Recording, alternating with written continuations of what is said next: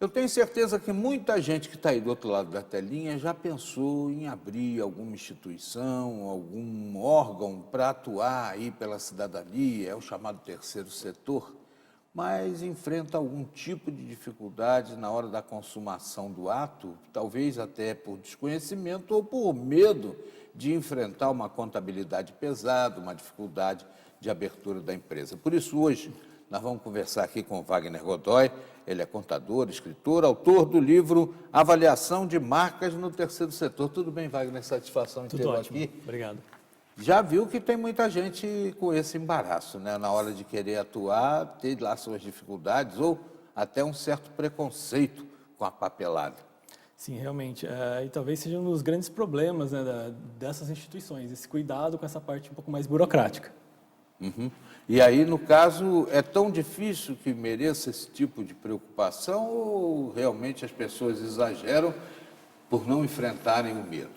Olha, pode-se dizer que é um pouquinho difícil, sim. Porque quando a gente fala de instituições, nós também estamos falando aí de empresas. Elas têm características muito semelhantes a qualquer outra empresa. E essa parte mais burocrática, em conjunto com o Estado, de regularizações, é um pouquinho pesada também. Então, precisa realmente ter um determinado cuidado e, por ser um pouquinho mais complexa, é normal que gere um determinado medo das pessoas, principalmente aquelas que estão começando a trabalhar com essa área. A dificuldade também que muita gente enfrenta é pensar: o Ministério Público vai ficar na minha cola, vendo lá minhas contas. É assim mesmo que funciona? O Ministério Público controla mesmo essa situação? Sim, controla. Em alguns casos específicos, outros órgãos também fazem esse tipo de auditoria, também o Ministério da Justiça, podemos ter até os tribunais de contas atuando nesse tipo de situação. Mas não estamos falando de transparência. O terceiro setor precisa ter transparência, ele vive de transparência, né? Então, é um medo que não é necessário ter. A gente precisa ter cuidados, realmente, com as contas, com os números, para que eles sejam transparentes e mostrem a realidade da instituição. Agora, medo, não. Tanta gente abrindo, né, também, que eu acho que vai ter que ter um reforço do Ministério Público para controlar isso tudo. Será que eles fazem esse controle tão intenso mesmo, Wagner? Esse controle tem melhorado nos últimos anos. Tivemos até recentemente aí o marco regulatório do terceiro setor, no ano de 2015, né, entre outras ações que vêm sendo tomadas no âmbito público. Existe uma preocupação nesse sentido, sim. A contabilidade é diferente da contabilidade para outras entidades ou é a mesma coisa? Ela tem algumas características semelhantes e alguns pontos técnicos que precisam ser observados com mais cuidado. Existem até normas técnicas específicas que são emitidas pelo Conselho Federal de Contabilidade que precisam ser seguidas. Mas, de forma geral, ali, digamos, 70%, 80% de todo o trâmite contábil e burocrático é bastante semelhante a qualquer outra instituição. O terceiro setor, pelo que eu tenho notícia, inclusive, tem capacidade de angariar verbas no exterior, né? E isso traz algum tipo de dificuldade diante da legislação brasileira? É semelhante a qualquer outra situação mesmo. Se você está captando recursos no exterior, tem que tomar todo o cuidado de como esse dinheiro vai chegar no país, tem que passar corretamente pelos bancos, né? Todo aquele trâmite burocrático normal. Tem que ser feito com o máximo de cuidado possível, realmente. A verba é tributada? Não. Não, para as instituições não. A não ser aquelas situações de IOF, que são comuns a qualquer tipo de situação. Qual a importância, então, do terceiro setor para o povo brasileiro? Se me permite até antes definir o primeiro e o segundo setor rapidamente, né? O primeiro setor representa o Estado, né? O segundo setor a iniciativa privada que visa lucro e o terceiro setor as instituições também privadas, né? Fundações, ONGs, etc., mas sem visar lucro. De certa forma, o que elas fazem ali é tentar complementar aquele ponto em que o Estado, né, o primeiro setor, não consegue atingir de forma mais adequada a situação, ou mesmo até em algumas situações alguma deficiência do segundo setor. Então, o terceiro setor faz isso, né? Ele tenta corrigir essas deficiências. São ações, normalmente, da localidade, né? São ações das próprias pessoas buscando resolver os problemas que estão inerentes a ela. O terceiro setor lida principalmente com cidadania. Sim, sem dúvida. A essência do terceiro setor é a cidadania. Uhum. Ô Wagner, quais as dificuldades maiores que existem aí para a pessoa atuar no terceiro setor? Inclusive, eu acho que você deve citar aí alguma coisa no seu livro, né? Sim, com certeza. Posso dar uma olhadinha? Claro, por favor. Dá licença. Destacaria aí 2 itens principais: a falta de recursos financeiros, a imensa maioria das instituições, aquelas que têm um trabalho sério, um trabalho com muito voluntariado, faltam recursos monetários. E também tem a questão do recurso humano, o recurso humano e intelectual. Nem sempre temos voluntariado disponível, e nem sempre o tempo de voluntariado que alguém tem para se dedicar é compatível com as necessidades da instituição. Você fala aqui em ativo intangível. O nome é bonito, hein? Vou batizar meu próximo filho com isso aí. O que vem a ser um ativo intangível? Ativos intangíveis, de forma geral, são alguns bens que todas as empresas possuem e que não têm, na sua essência, uma forma física definida. É o caso da marca, né, que foi o grande objeto de estudo aí desse meu livro. A ONG do terceiro setor tem marca necessariamente? Tem.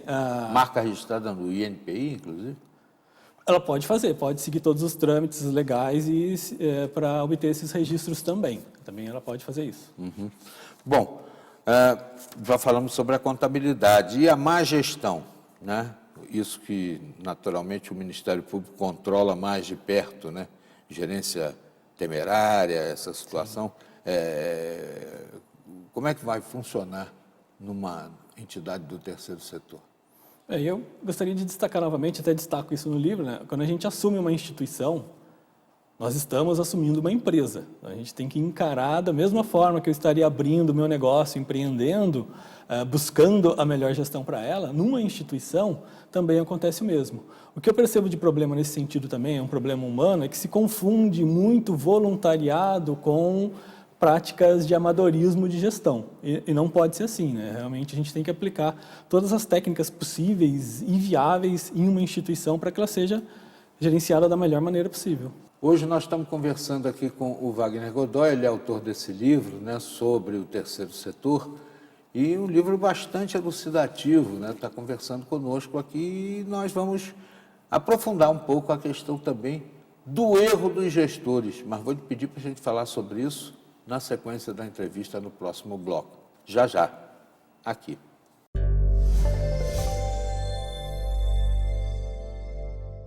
Durante o intervalo eu pude ler um pouco mais aqui rapidamente o livro do Wagner Godoy. Vou te devolver aqui. E agora nós vamos falar sobre as consequências de erros cometidos na gestão no terceiro setor, né? Consequências. Existem muitas situações de erro aí cometidos por essas entidades do terceiro setor, Wagner? Existem, infelizmente, até com bastante frequência. Como eu citei anteriormente, né, essa questão de... Seriam intencionais ou por falta de conhecimento realmente das pessoas que se empreitam aí nesse setor? A maioria dos erros nós podemos dizer que são por falta de conhecimento ou por tentativa e erro de buscar o acerto, né? Aquela questão do amadorismo, né? Falta vendo ainda... Você que está em casa e errou, porque não leu o livro do Wagner. Está aí, ó, com todas as indicações, né? Não é isso? É isso mesmo. Mas aí, prossiga, você estava falando sobre... Então, a maioria dos erros, óbvio, tem aquelas questões que envolvem aspectos de uso com falta de ética dos recursos, muitas vezes acabam ganhando muito destaque na imprensa, né, mas eles com certeza são a minoria dos casos. A maioria dos erros vem muito por não perceber que a gestão precisa ser profissionalizada nesse sentido. A gente, então, realmente tem que aplicar técnicas de gestão, tem que buscar o apoio de pessoas que têm algum conhecimento, alguma vivência maior na área ou que conheçam determinadas técnicas para auxiliar. Casos de captação de recursos, por exemplo, existem empresas especializadas nesse sentido que apoiam de forma bastante competente as instituições de terceiro setor, entre outras tantas formações possíveis. Esse foco no profissionalismo não significa que a pessoa tem que deixar de ser voluntário e se dedicar 100% ao tempo daquela instituição, mas ela tem que entender esse aspecto, né? Eu preciso conduzir da forma mais profissional possível, com a maior dedicação possível àquela fundação, àquela ONG na qual eu estou trabalhando. O Wagner, você pode, por exemplo, situar os passos principais que uma pessoa que está lá agora em casa, assistindo e que quer abrir uma instituição do terceiro setor, quais são os caminhos principais a seguir, as pegadas que a gente deve aproveitar? Sim, com certeza. Porque tem gente que vai achar que é meio preguiçoso ficar lendo e tal, parará. Aí, se você puder dar esse pontapé, depois vai ter que ler, hein? Não pode ficar só na boa vida aqui. Claro, com certeza.